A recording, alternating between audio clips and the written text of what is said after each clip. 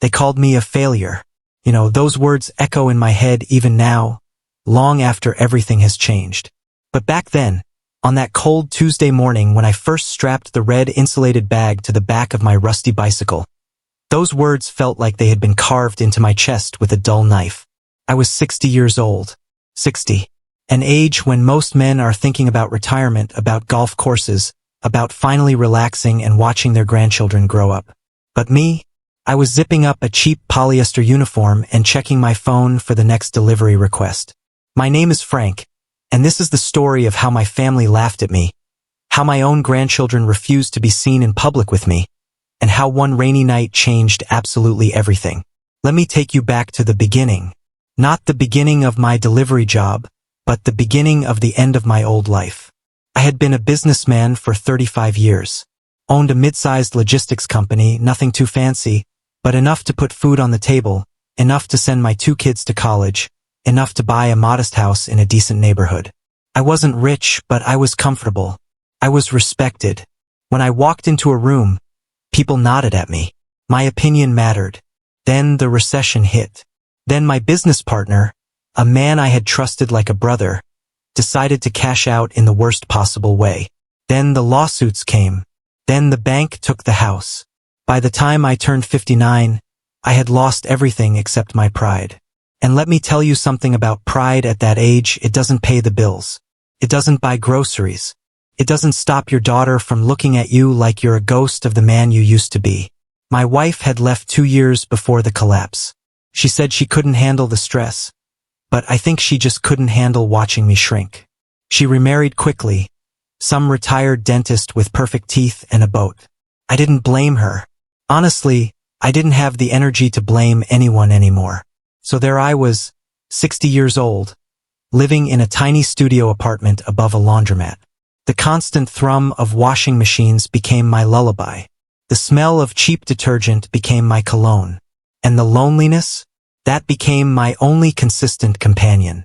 I had 2 children, a son named Michael and a daughter named Sarah. Both in their 30s, both with families of their own, both with that particular kind of disappointment that only a fallen father can inspire. Michael was the worst. He had become successful in real estate, and success had made him forget where he came from. He drove a black SUV that cost more than my annual rent. He wore suits that probably cost more than my first car. And every time he looked at me, I could see him calculating how much I was going to cost him in the end. Sarah was gentler, but only on the surface. She would call me every few weeks, ask how I was doing in that voice people use when they're not sure they want the answer. She'd invite me to family dinners sometimes, but I could feel the tension in the room, the way her husband would check his watch every few minutes, the way the conversation would die whenever I spoke. But the grandchildren? Oh, that hurt more than anything. Michael had 2 kids, a boy named Ethan who was 14, and a girl named Chloe who was 12. I had watched them take their first steps. I had taught Ethan how to ride a bike. I had braided Chloe's hair when she was little and insisted on looking like a princess. I loved those kids more than I had ever loved anything in my life. And they were embarrassed to be seen with me. Started small. Chloe would pull away when I tried to hug her. Ethan would pretend to be on his phone whenever I walked into the room. Then it got worse. Michael told me flat out that the kids didn't want to visit anymore. Said it made them uncomfortable to see me like this. Like what? I asked. Like someone who's struggling? Like someone who's trying to survive? He didn't answer. He just gave me that look. That look that said, "You had your chance, Dad. You blew it. Now deal with the consequences." So I dealt with them. Alone. I tried to find work, of course. I sent out resumes, hundreds of them. But who wants to hire a 60-year-old man with a failed business and a broken spirit? The interviews I did get were humiliating. Young managers in open offices asking me where I saw myself in 5 years. 5 years? I just wanted to see myself eating dinner next week. After 8 months of rejections, I did the only thing I could do. I signed up for a food delivery app. It didn't require an interview. It didn't require me to explain my past. It just required a bike, a phone, and a willingness to swallow whatever pride I had left. The first day was brutal. My legs screamed after the first hour. My back ached. My phone kept buzzing with orders, and I kept getting lost because I wasn't used to navigating by GPS. I made $37 in 9 hours. $37. That was less than minimum wage. But it was something. It was money I had earned with my own 2 hands, my own 2 legs, my own stubborn refusal to give up. I didn't tell my family at first. I knew how they would react. I had seen the way Michael looked at delivery drivers when they showed up at his house. Like they were invisible. Like they were less than human. But secrets have a way of coming out, don't they? It happened on a Sunday. Sarah had invited me to a barbecue at her house, and I had made the mistake of showing up in my delivery uniform because I had come straight from a shift. I didn't think it would be a big deal. It was just clothes. Just a red polyester shirt and black pants. But the moment I walked into that backyard, everything stopped. Michael was there with his family. Sarah's husband Greg was manning the grill. Some neighbors I didn't recognize were holding drinks and staring at me like I had just crawled out of a sewer. "Dad, what are you wearing?" Sarah asked. Her voice was sharp, panicked. I looked down at myself. My work clothes. I came straight from a shift. "You're working," Michael said. He was smirking. Actually smirking. "Doing what?" "Cleaning toilets. Delivering food," I said quietly. "I'm a delivery driver." The silence that followed was deafening. And then the laughter started. Not polite laughter. Not the kind of laughter that tries to hide itself. No, this was open, mocking, gut-wrenching laughter. Michael doubled over. Greg nearly dropped his spatula. Even Sarah, my own daughter, covered her mouth, but I could see her shoulders shaking. "You're delivering food?" Michael gasped between laughs. "At 60 years old? Dad, that's actually hilarious. How much do you make?" $5 an hour. "More than zero," I said, but my voice was weak. Ethan and Chloe were standing by the pool. They weren't laughing. They were just staring at me with this horrible expression. Shame. Pure, unfiltered shame. Like I had done something disgusting. Like I had shown up to their school naked. Chloe whispered something to Ethan. He nodded. Then they both turned and walked inside the house. That moment broke something in me. Not my spirit, not my will to keep going. But something deeper. Something that had been holding onto the hope that my family still saw me as a person. That hope died right there in Sarah's backyard, surrounded by the laughter of the people I had raised, loved, and sacrificed for. I left without eating. I got back on my bike and did 3 more deliveries that night. And with each drop-off, each door that opened to a surprised face, each tip that felt more like charity than payment, I made myself a silent promise. I wouldn't ask them for anything ever again. Not for money. Not for respect. Not for love. I would do this job and I would survive, and I would never give them the satisfaction of seeing me beg. The months that followed were hard. Colder than I ever expected. My family basically cut me off after that barbecue. Sarah's calls became once a month, then once every 2 months, then nothing. Michael stopped returning my texts altogether. The grandchildren, well, I didn't exist to them anymore. I saw pictures on Facebook sometimes. Birthday parties, vacations, holidays, all without me. The delivery job became my whole world. I learned the city streets like the back of my hand. I learned which restaurants were fast and which ones would make you wait 20 minutes for an order. I learned which neighborhoods tipped well and which ones treated you like dirt. I learned to read the weather, to avoid the worst of the rain and the heat, to push through when my body screamed at me to stop. I became good at it. Fast. Reliable. The app gave me a 5-star rating, and regular customers would request me specifically. Old Frank, they called me. The guy who always shows up with a smile, even when it's pouring rain. And it was raining on that night. The night everything changed. I remember it perfectly. The rain wasn't just falling. It was attacking. Huge, angry drops that seemed to come from every direction at once. My raincoat had stopped being waterproof about 200 deliveries ago. My shoes were soaked through. My fingers were numb inside my gloves. But I had 3 more deliveries to complete, and I needed the money. Rent was due in 4 days. The laundromat below my apartment had raised their rates again. and I hadn't eaten anything that day except a granola bar I found at the bottom of my bag. The first 2 deliveries went fine. Nothing special. A family in the suburbs who tipped $3. A college kid who tipped nothing and looked annoyed that I had gotten his order wrong even though I had handed him exactly what the receipt said. Then came the 3rd delivery. I looked at my phone, wiping rain off the screen with my sleeve. The address was in the wealthiest part of the city. A neighborhood I rarely delivered to because the gates and security codes were a nightmare. But the pay was good, almost $20 including tip, and I couldn't afford to be picky. The house was a mansion. I don't use that word lightly. This wasn't just a big house. This was the kind of house that has its own name, its own gate, its own security booth with an actual guard who looked at me like I was delivering a bomb instead of Thai food. Name? The guard asked through a small window. Frank. Delivery for. Actually, the name isn't listed. Just says the Johnson residence. The guard made a phone call, spoke quietly, then nodded at me. Go straight up the driveway. Ring the doorbell twice. Wait on the mat. I cycled up the longest driveway I had ever seen. Immaculate landscaping on both sides. Fountains. Statues. A garage that could fit 10 cars. My bike looked so out of place that I almost laughed. Almost.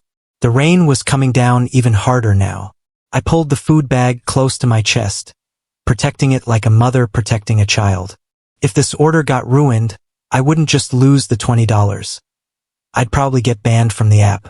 And then I'd have nothing. I walked up the marble steps to the front door. My wet shoes squeaked on the expensive stone. I rang the doorbell once, twice, just like the guard said. Then I stepped back and waited, shivering, water dripping from every part of my body. A minute passed. Then 2.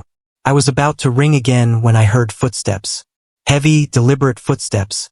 The kind of footsteps that belonged to someone important. Someone who wasn't used to waiting for anything. The door opened. The man standing there was in his early 40s, tall, broad-shouldered, with a face that looked like it belonged on a magazine cover. He was wearing a cashmere sweater that probably cost more than my entire month's income.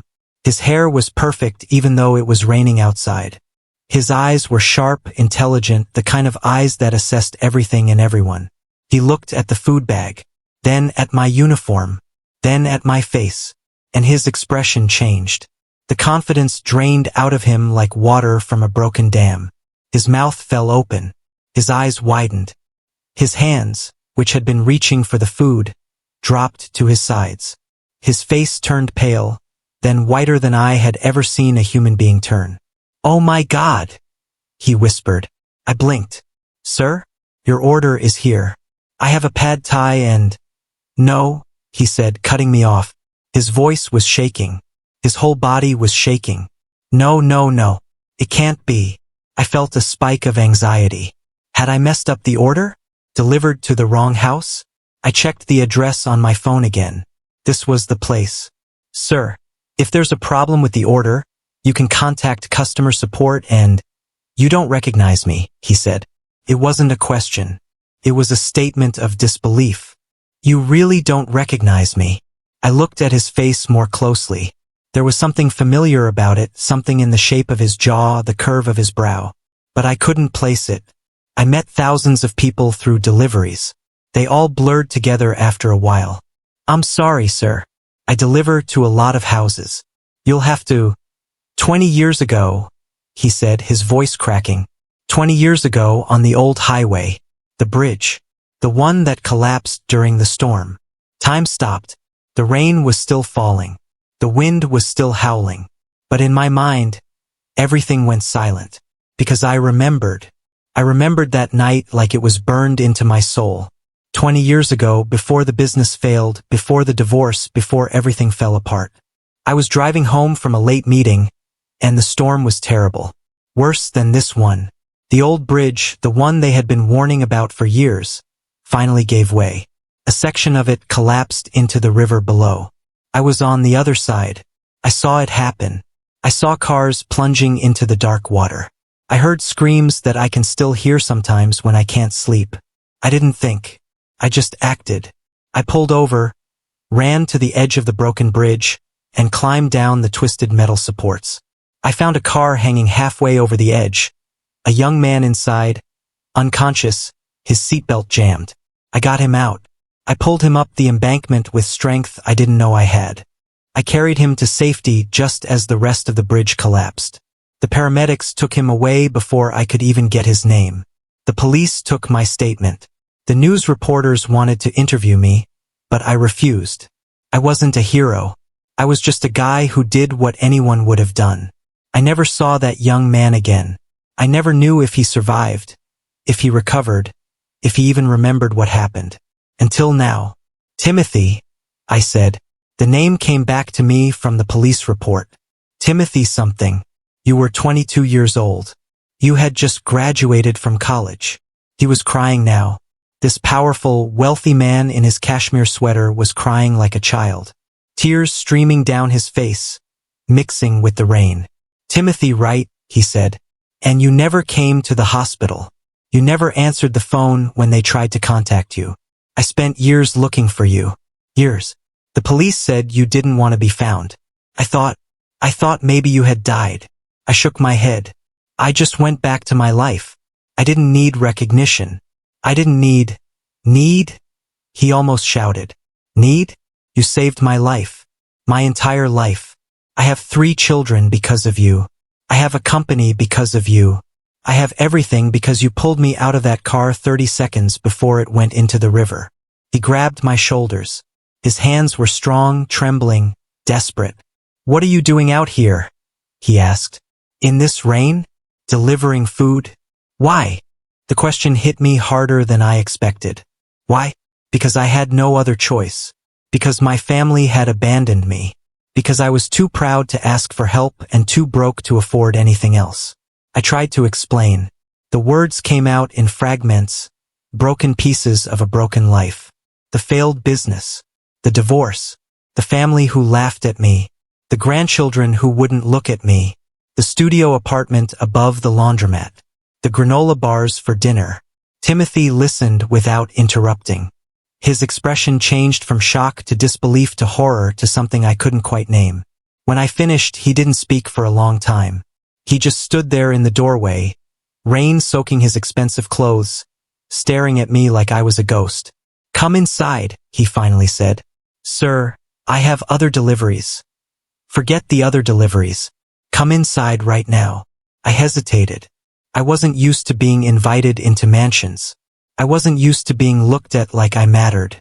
But something in his voice, something raw and desperate and grateful, made me step through that door. The inside of the house was even more impressive than the outside. Marble floors, chandeliers, art on the walls that probably cost more than my entire apartment building. But I barely noticed any of it because Timothy was leading me to a living room where a fire was burning in a massive fireplace, and he was pushing me into a chair, and he was taking the food bag from my hands, and he was calling for his wife. Margaret, come here. Right now. A woman appeared from another room. She was beautiful, elegant, with kind eyes that widened when she saw me sitting there in my soaked uniform, dripping water onto her Persian rug. Timothy, what's going on? Who is this? This is him, Timothy said. His voice was still shaking. This is the man from the bridge, the one who saved my life. Margaret's hand flew to her mouth. Oh my God! And then, to my complete shock, she started crying too. The next hour was a blur. Margaret brought me towels and dry clothes that belonged to Timothy but fit me well enough. She made me hot tea and sandwiches, more food than I had eaten in a week. She sat across from me with tears still on her cheeks while Timothy paced back and forth, telling his children, who had come downstairs to see what all the commotion was about, who I was and what I had done. Their kids were teenagers, 2 boys and a girl. They looked at me with wide eyes, like I was a character from a movie. Their father had told them about the bridge accident many times. He had shown them the news clippings. He had made them understand that without a stranger's bravery, none of them would exist. And now that stranger was sitting in their living room, wearing their father's sweatpants, eating their mother's sandwiches. I don't understand something, Timothy said finally, stopping his pacing to stand in front of me. Your family, your children and grandchildren, they laughed at you? For delivering food. I nodded, not trusting my voice. And you saved my life, he continued. You're a hero. You're the bravest man I've ever known. And they laughed at you? People forget, I said quietly. Or maybe they never knew. I never told them about the bridge. It never seemed important. Timothy looked at his wife. She looked at him. Something passed between them. Some silent conversation that I wasn't privy to. Frank, Timothy said slowly, what if I told you that I could help you? What if I told you that I've been looking for you for 2 decades because I wanted to give you something? Something that would change your life the way you changed mine. I didn't know what to say. Help? From a stranger I had saved 20 years ago? Felt wrong somehow. Like accepting payment for doing the right thing. I didn't save you for a reward, I said. I know, Timothy replied. That's exactly why you deserve one. The next morning, I woke up in a guest bedroom that was bigger than my entire apartment. Sunlight was streaming through windows that overlooked a garden with actual peacocks walking around. I had slept better than I had in years, and for a few blissful moments, I forgot where I was. Then I remembered. I sat up, confused, wondering if it had all been a dream. But no. There was a tray on the nightstand with fresh coffee and orange juice and a note in elegant handwriting. Stay for breakfast. We have so much to talk about. Timothy, I stayed for breakfast. And lunch. And dinner. Timothy didn't want to let me go. He told me about his life, his company, his fortune. He had started a tech firm a few years after the accident, driven by a new appreciation for life that the bridge collapse had given him.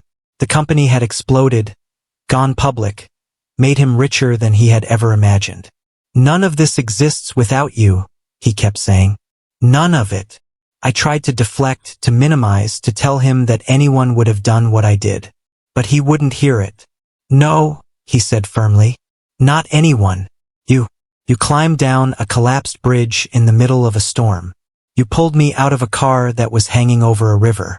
You carried me up an embankment with broken glass cutting your hands and water rising around your feet. Not anyone.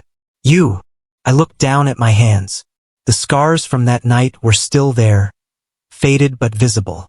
I had forgotten about them, or maybe I had chosen to forget. What do you want?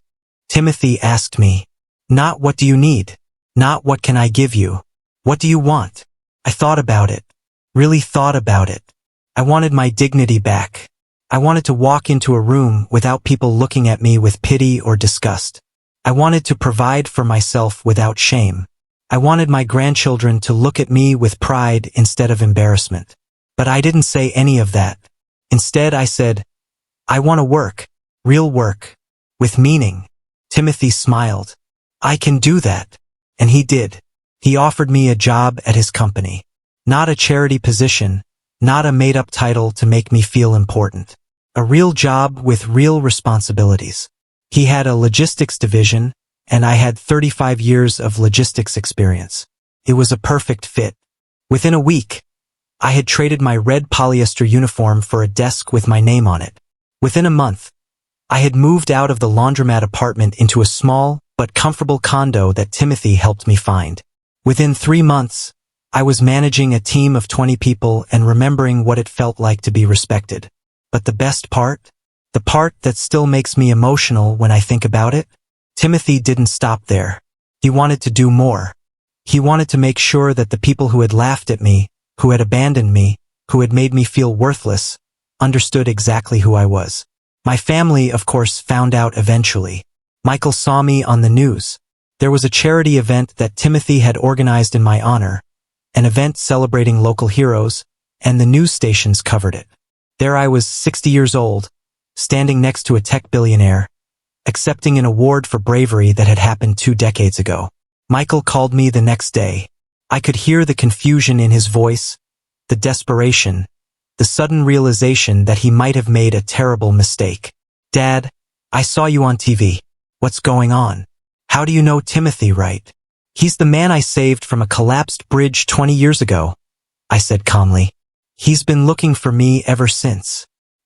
He found me when I delivered food to his house in the rain. Silence. Then, you never told us about that. You never asked. You were too busy laughing at me. More silence. I could hear him breathing, hear him trying to find the right words, the words that would make everything okay. Dad, I'm sorry. I didn't know. I thought. We all thought. I know what you thought, Michael. You thought I was a failure. You thought I had nothing left to offer. You taught your children to be ashamed of me. That's not fair. You never told us. Fair. I interrupted. Was it fair when you laughed at me in your sister's backyard? Was it fair when you told your kids not to visit me? Was it fair when you stopped returning my calls? He didn't have an answer. He couldn't, because there was no answer that would make any of it right. I didn't cut him off. I didn't seek revenge. I didn't humiliate him the way he had humiliated me. But I also didn't pretend that everything was fine. Forgiveness, I realized, isn't about forgetting. It's about deciding what kind of person you want to be. I wanted to be the kind of person who saves someone from a collapsed bridge, not the kind of person who holds grudges until they rot. So I gave Michael another chance. A careful, cautious chance. We had dinner together, just the two of us, and we talked for hours. He apologized, really apologized, with tears and shame and genuine regret. He admitted that he had been cruel, that he had let success go to his head, that he had forgotten who he was because he was so afraid of becoming who I had become. I didn't want to end up like you, he confessed. Broke, alone, delivering food. And I was so scared of that future that I pushed you away before I could catch your failure like a disease. That honesty hurt, but it also healed something. Because for the first time, Michael wasn't pretending. He wasn't smirking or laughing or looking at me like I was invisible. He was just my son, scared and flawed and finally willing to admit it. Sarah came around too, slower and more awkwardly. She brought her kids to my new condo, introduced me to them again like I was a stranger. Ethan and Chloe were older now, teenagers who understood more than they had a few years ago. They looked uncomfortable, guilty, unsure of what to say. I didn't make them say anything. I just showed them my life. The job, the condo, the friends I had made at work, the respect I had earned. I showed them that success isn't about money or houses or titles. It's about waking up every day and choosing to be brave, even when the world has given you every reason to give up. Do you hate us? Chloe asked me quietly, when her parents weren't listening. I thought about it. Hate was such a strong word, such a heavy word. I had carried enough heavy things in my life. No, I said. I don't hate you. I love you. I've always loved you. Even when you wouldn't look at me. Even when you walked away. Love doesn't stop just because someone hurts you. She cried. I held her. And for the first time in years, I felt like a grandfather again. Timothy and I became close. Closer than I had ever been with my own children, if I'm being honest. He introduced me to his friends, his colleagues, his world. He treated me like family, like the father he had lost when he was young. We had dinner together every week. He called me just to talk. He asked for my advice on business and life and everything in between. You know, he said one evening, you could have been angry. After everything your family did to you, you could have been bitter. You could have used me to destroy them. I shook my head. What would that have accomplished? More pain? More distance? I've had enough of both. Timothy raised his glass. To Frank, the bravest man I know. Not because he climbed a collapsed bridge in a storm, but because he chose kindness when he had every right to choose revenge. I clinked my glass against his, and for the first time in a very long time I smiled. Not a forced smile, not a polite smile, but a real one. The kind of smile that starts in your chest and works its way up until your whole face feels warm. Looking back now, I realized that the food delivery job wasn't the lowest point of my life. It was the turning point. It was the thing that broke me open so I could be rebuilt. It taught me humility, yes, but it also taught me that dignity isn't something other people give you. It's something you carry inside yourself, no matter what uniform you're wearing or what address you live at. And my family, they learned something too.